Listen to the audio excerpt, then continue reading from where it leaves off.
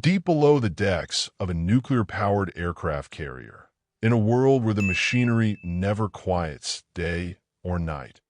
One of the most overlooked but critical operations in the entire fleet is constantly at work.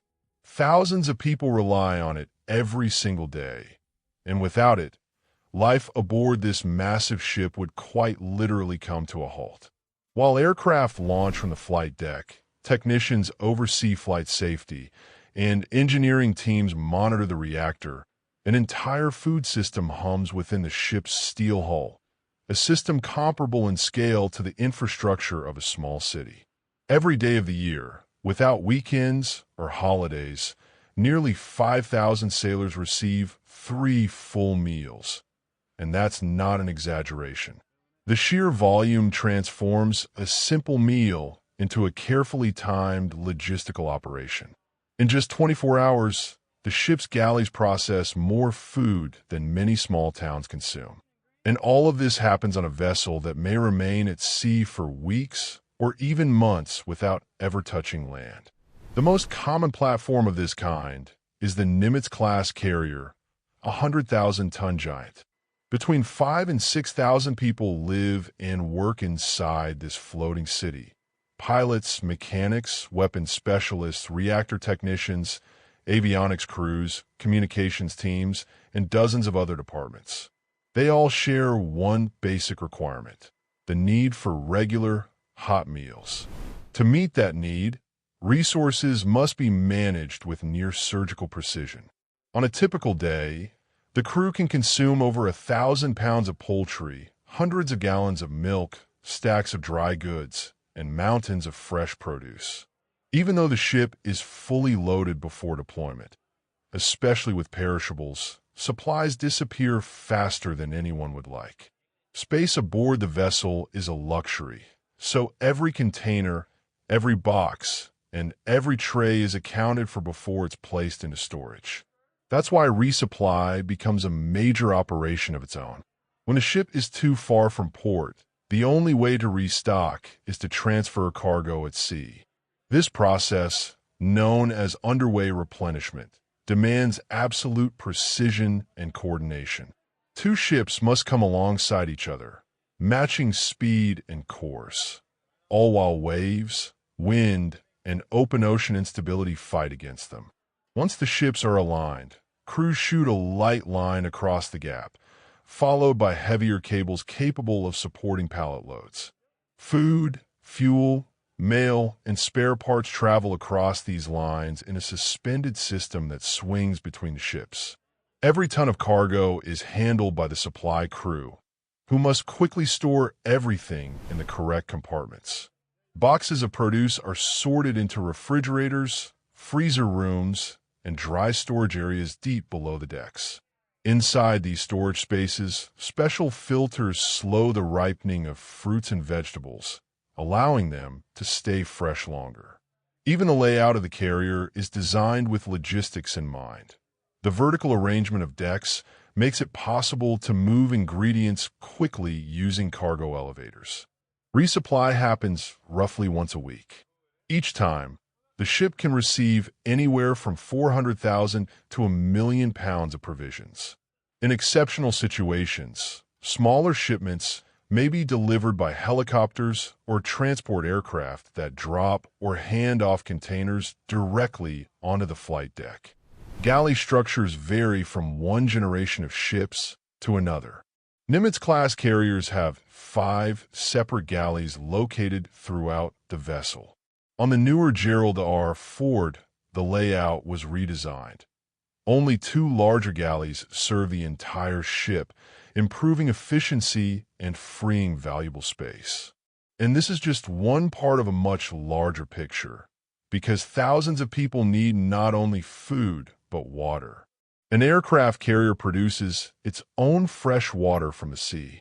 Using a process similar to industrial distillation, seawater is heated into steam, condensed back into liquid, remineralized, and distributed throughout the ship.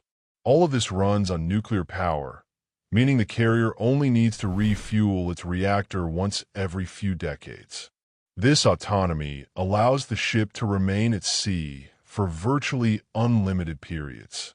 Despite the massive output, the galley itself isn't huge. It's compact, efficient, and engineered for maximum use of space. Narrow corridors and low ceilings house heavy-duty equipment, industrial griddles, deep fryers, convection ovens, mixers, and steam kettles. Everything is used daily. At peak hours, the temperature inside the galley rises to levels that challenge even the most seasoned cooks. Despite the tight, compact environment, the galley on an aircraft carrier runs like a single, well-coordinated machine. Every morning, long before most of the crew even wakes up, preparations for the first meal of the day are already underway. Those responsible for breakfast are jolted awake by the sound of their alarms well before sunrise. While the ship's passageways are still quiet and dim, small teams of cooks are already mixing dough, preparing hundreds of liters of oatmeal, and bringing massive trays of bacon and eggs to perfection. Their mission is simple but unforgiving. Thousands of breakfasts must be ready on time, ensuring every sailor starts their shift with a hot meal. A day in the galley rarely lasts less than 12 hours. More often, shifts stretch to 16 or even longer because preparation consumes most of the workday. A 15-day meal cycle sets the pace, allowing every cook to know exactly what needs to be made and in what quantity. It minimizes errors, speeds up workflow, and keeps the entire system running smoothly. For young cooks, this cycle becomes a lesson in discipline. They're trained to handle multiple jobs, so anyone can step in for a colleague and keep the line moving without delay. But even the most polished system can't escape the realities of routine. Large batches of meat, vegetables, and sides demand constant attention. At peak times, hundreds of cuts of meat can be sizzling on the grills at once. The moment one side is done, the cook must flip, rotate, or pass it along. Otherwise, the entire rhythm collapses. The same applies to preparation. For a single lunch, hundreds of kilograms of meat might need to be trimmed and portioned. On especially demanding days, the kitchen can produce up to 18,000 servings, numbers comparable to full-scale industrial food operations. The financial side of this process is just as impressive. Feeding the crew for a single day consumes a budget that many small restaurants would stretch over an entire week. Tens of thousands of dollars worth of ingredients flow through the hands of culinary specialists who transform them into meals that keep thousands of people energized. Over the course of a month, the cost becomes staggering, but it's the price of maintaining the readiness of those serving in national defense. Larger ships maintain a system of separate dining areas. Enlisted sailors use the main mess deck, a space built for constant, high-volume flow. Officers dine in their own wardroom, where the atmosphere is calmer and follows traditional naval etiquette. The menu cycle is the same, but the presentation can be adjusted slightly. The most privileged space is the captain's cabin, where the ship's culinary specialist has the freedom to add a bit of creativity, preparing dishes that approach restaurant quality. Even so, they're limited by the ingredients on hand, which must be carefully rationed. Yet even with all these options, many sailors still dream of simple, homemade meals that can't be recreated on a mass production scale. A hot dish made for one person, not thousands, becomes something they look forward to when returning to land. Still, few criticize the galley. Most agree that the quality of shipboard food has improved tremendously over the years. Modern equipment, refined recipes, and strict quality control have made meals far more balanced and nutritious. Beyond the dining areas, the ship has a small store. Its selection is modest, but it plays an important role in keeping morale high during long deployments. Sailors can grab snacks, extra drinks, or basic necessities. Despite its size, the store generates a surprising amount of revenue, a reminder of how essential it is to life at sea. As the day winds down, the tempo in the galley reaches its peak. Dinner is the busiest meal of all. The mess deck fills within minutes. Sailors returning from shifts in engineering, on the flight deck, or inside the aviation department line up for their well-earned hot meal. The serving line becomes a non-stop conveyor that won't pause until the very last sailor has been fed.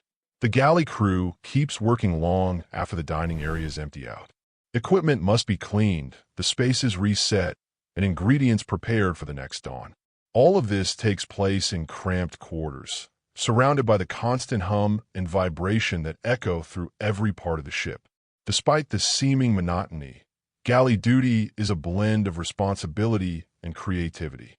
Over the course of months at sea, culinary specialists become a tight-knit team within the ship's larger machine. The comfort, health, and readiness of every person aboard depend on their precision and dedication. And when the ship finally returns to port, sailors reconnect with the foods they've been craving for weeks. Fresh bread, meals cooked over open flames, cold drinks pulled straight from a refrigerator. After months of processed or preserved ingredients, these simple pleasures feel like luxury. Yet as they step off the ship, they also remember the tremendous effort hidden behind every meal they ate while crossing the ocean. The complex supply chain, the energy-intensive production of fresh water, the synchronized work of the culinary teams. Together they form an astonishing system capable of feeding thousands of people a day, no matter where in the world the ship may be. It's an invisible art, one that sustains the life of an autonomous city at sea. If you enjoy discovering the hidden side of military life, feel free to share your thoughts in the comments, leave a like, and subscribe to the channel. There's much more ahead about how life and work unfold aboard the world's most powerful ships.